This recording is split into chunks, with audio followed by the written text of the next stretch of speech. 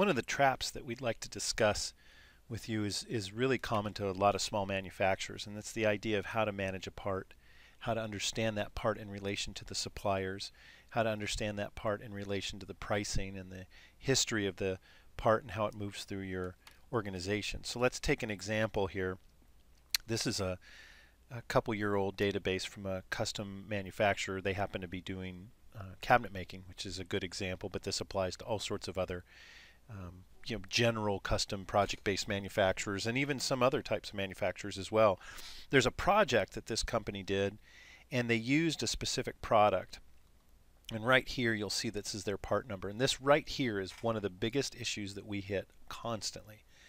It's very difficult to manage inventory, have accurate cost histories, understand vendor management and things when you are having 4 or 5 or 6 or 10 different part numbers for the same literal object inside your organization. A lot of people get a database system set up and then they start loading it with lots of bogus information because every vendor has a different part number and there's no way to centralize the management. So we use an internal part number system. And this is pretty obvious if you're in cabinet making what this is. This is probably a 3/4 inch, it's MDF core, it's two-sided, happens to be red birch, and if you look at this description, that's how you know what it is. Now this product can be purchased from lots of different manufacturers. So what we don't want to have is several different part numbers listed in here for the same product, because then understanding our current inventory value, understanding projecting inventory about demands in manufacturing and whether you have enough, all those things become impossible. So we've elected to use this internal part numbering system, and then we have some interesting ways to manage that going forward. So generally speaking, in our part management system, you have an internal part number and a default description, and then that default description can be used as it is in lots of transactions, or you can edit it per that transaction, and that's a real important thing to think through. Now in this case, we have 3 different vendors that are associated with this part, and this also works for customers too, but that's another section of the program. So these 3 different vendors are our primary vendors to buy this from, and you can tell what priority they are. The number 1 vendor you want to buy from is this one, obviously, number 2 and number 3, and then in this column we have the minimum possible cost that it could be to buy from that vendor. One of them 0, so there's no obvious setting for this. We'll kind of get into this a little bit more about why that would work. But here's a basic question. Generally speaking, this information is in somebody's head in your organization. And while this sounds morbid and a little bit over the top, we've actually seen it occur. If that person were to get hit by a truck, or get into some life circumstance, or have some event happen to them that was unmanageable and they didn't show up, would you know how to buy this material and keep it going at the right pricing to keep your manufacturing guys from sitting idle? The answer for most people is no. Once they get big enough that they have a different group of people managing the supply and the demand side and then the manufacturing side, they're really not directly in touch with who their vendors are and which vendor supplies which objects and what the price they should expect and things like that. So this gets to be very serious as far as a liability for your general operations. And in general, most manufacturing, especially custom manufacturing, it's more expensive to have your shop floor sitting idle than it is to overbuy some extra material. Labor usually costs more. So let's get into why this issue is at hand. We've got these different vendors, but again, like I said previously, we don't want to manage 47 different part numbers, because then we have no way to get a generic inventory amount. We have no way to track history.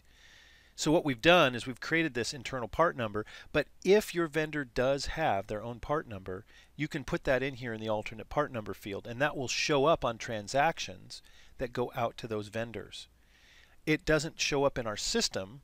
It's just a reference point for your vendor, and this is another big piece that really gets overlooked. Your vendor's going to interpret whatever you send them and put the best association they can with it. If they make an error, then you're going to be unable to understand that error until the product gets to you. And generally speaking, it's going to be very late in the game to make a change right then. You're going to have a serious crisis. So if you do have the vendor's part number, you can associate it, and that's great. The next thing you do is that you understand who the vendor is because you pull it up from your own address book. This is the same list of information that gets used when you make a PO or anything else. So you're using accurate information. And then you have a quantity, from and to, you can either put as a discount to your standard cost in the system, or you can even create your own cost just specifically for this vendor at this quantity. Now in this case, this vendor does not have a price. So it's a commodity thing, it's shifting all the time, but basically we don't really want to buy any more than about 500 pieces from this one specific vendor, and there is no fixed price, so we got to call every time. This vendor, however, from 1 to 1200 parts gives us a fixed price. Then this next vendor has a different quantity breakdown. And again, these two vendors don't have any part numbers. They don't care. They don't have their own part numbers. They'll just use your part number and your description, and it's fine. So with this vendor here, we have 3 records for them.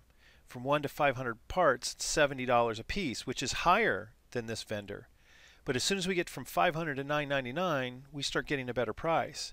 And anything over 1,000, we get a much better price. So the reality here is if you have somebody who doesn't know anything, but you can either give them this part or you can teach them how to find this part, they can go to this one system, one place, one form, and they can find out who the primary vendor is, whoever this number 1 is. And then they could even dig further in and find out, based on their quantity, who would give them the best price for this product. And that's a huge, huge deal, because of the amount of products that get purchased in a given couple of days at most organizations is significant. And to have somebody come in cold, it would just be an absolute nightmare. Now the other thing that we can talk about is different techniques to use for parts. Now here's another example. This right here is miscellaneous panel stock, and in the cabinet making world this is a pretty common thing. In the project-based scenario, you have one project and they've elected to use this one specific color of plastic laminate. In this case it appears to be called Summer Flame. You may never use that product again. There's tens of thousands of colors, and so there's no reason for you to put 20 or 30,000 different potential part numbers in your system with all their unique pieces of something that you'll never buy again, have different price quantities. Price could change. You're never going to inventory it because you're purchasing it on a job-by-job basis. So they're using basically a miscellaneous part and then filling in the details inside the description in order to define it correctly, because it's just for this product. And there's a lot of things in a custom cabinet shop that follow like this. And then I even have contract manufacturers who use this for their daily supplies. You know, everything from toilet paper for the bathrooms to cleaning supplies to boxes. There's just simply, they don't need to inventory those things, and they don't need to manage every single last aspect of it. So this is a great technique that a lot of people don't realize they can use very well and still maintain accurate inventory for real parts. And then we've got another issue here. This is a classic thing in almost every manufacturer. This is a product, it's part of a system of hardware that they use, and it's vendor specific. And they buy this product from several different vendors, but those vendors are really distributors. They're not the manufacturers. This is manufactured by a specific company and then distributed by a set of distributors. So every distributor is going to know what this part number is. This is a clear, distinct manufacturer's part number. And because this represents only one part number that can only truly be manufactured by one group, and even though it's distributed by multiple groups, it's always going to be the same unique part number, using the manufacturer's part number is just fine, because there's no other thing that you can use to swap out. And so that works well from an inventory perspective. So you've really got 3 different kinds of scenarios here. You've got a vendor-specific, very, very structured product that can't be used in swap-out kinds of scenarios. And that's okay to use that manufacturer's part number and look at that history on it. In fact, let's even go check it out. They've bought everything from just this one specific vendor over the recent history. And you can see some different part movements. The cost has moved quite a bit, even recently. So there's some expectation that you could get some better pricing on this thing. Whereas if you were to go into that miscellaneous, well, obviously there's not going to be any information there that's going to be helpful to you, because you've purchased so many different types of things from so many different vendors, and each time you bought this, it's a different product entirely. This is not an inventory product.